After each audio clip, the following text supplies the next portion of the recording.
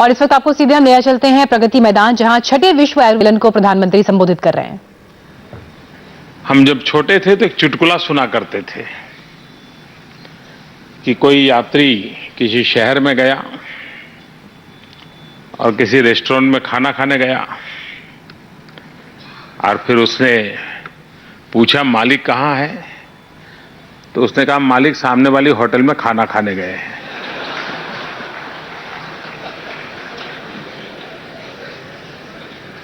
तो उस रेस्टोरेंट में कौन खाएगा? जिसको अपनों पर भरोसा नहीं है, अपने पर भरोसा नहीं है, अपनी परंपरा पर भरोसा नहीं है, वो औरों पे भरोसा नहीं जगा सकते। संकट आयुर्वेद का नहीं है, संकट आयुर्वेद वालों का है।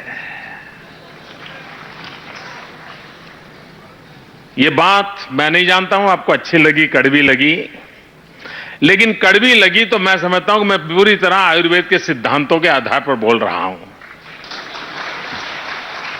कि आयुर्वेद के सिद्धांत कड़वा जो होता है अल्टीमेटली मीठा बना देता है।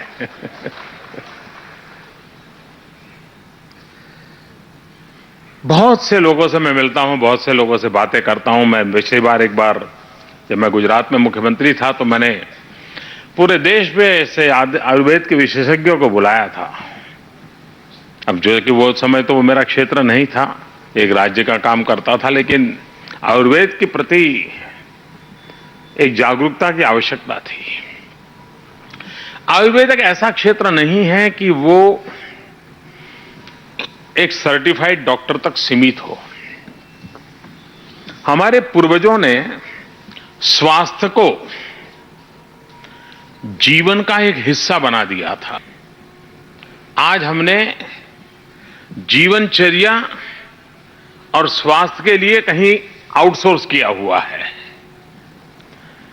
पहले स्वास्थ्य को आउटसोर्स नहीं किया गया था, उसकी जीवनचर्या का हिस्सा था और उसके कारण हर व्यक्ति, हर परिवार अपने शरीर के समय जागरूक था, समस्या आए तो उपाय क्या उस पर भी जागरूक था। और उसका अनुभव आज भी आपको होता होगा।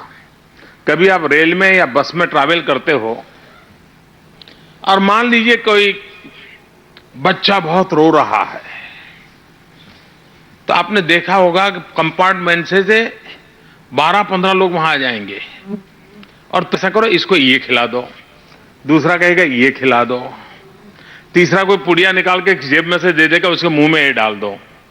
हम पूछते तक नहीं है कि आप डॉक्टर हैं, कौन है, कुछ नहीं, लेकिन जब वो कहता है तो हमें भरोसा होता है, हाँ यार बच्चा चिल्ला रहा रो रहा है तो हो सकता है उसको ये तकलीफ होगी और ये दे देंगे तो बच्चा रोना बंद कर देगा और उसको शायद राहत हो जाएगी। ये अक्सर हमने रेलवे में, बस में ट्रैवल करते हुए देखा होगा कि कोई न कोई मरीज को कोई बीमारी हुई तो कोई न कोई पैसेंजर आकर के उसका उपचार कर देता है, जबकि वो डॉक्टर नहीं है, नहीं वो वैद्यराज है, न कहीं जामनगर की आयुर्वेद यूनिवर्सिटी में जाकर के आया है। पर चूंकि हमारे यहां ये सहज स्वभाव बना हुआ, परंपरा से स्वभाव बना हुआ था और इसलिए हमें इन चीजों का कुछ न कुछ मात्रा में समझ थी। धीरे धीरे हमने पूरा हेल्थ सेक्टर आउटसोर्स कर दिया। कुछ भी हुआ तो कहीं से एडवाइस लेनी पड़ रही है, कंसल्टेशन करना पड़ता है और वो फिर जो कहे उस रास्ते पर चलना पड़ता है। ठीक हो गए तो, नहीं हुए तो दूसरे के पास चले जाते हैं, कंसल्टेंसी बदल देते हैं। इस समस्या का समाधान, इसकी पहली आवश्यकता यह है कि मैं अगर आयुर्वेद क्षेत्र का विद्यार्थी हूं या मैं आयुर्वेद क्षेत्र का डॉक्टर हूं, मैं आयुर्वेद क्षेत्र का टीचर हूं या मैं आयुर्वेद क्षेत्र में मेडिसिन का मैन्युफैक्चरिंग करता हूं या मैं होलिस्टिक हेल्थ केयर को प्रमोट करने वाला हूं, मैं किसी क्षेत्र से हूं, उसमें मेरा कोई कॉम्प्रोमाइज नहीं होना चाहिए। मेरी 100% प्रतिबद्धता होनी चाहिए और अगर हम 100% प्रतिबद्धता लेकर चलते हैं, आप देखिए परिणाम आना शुरू हो जाएगा।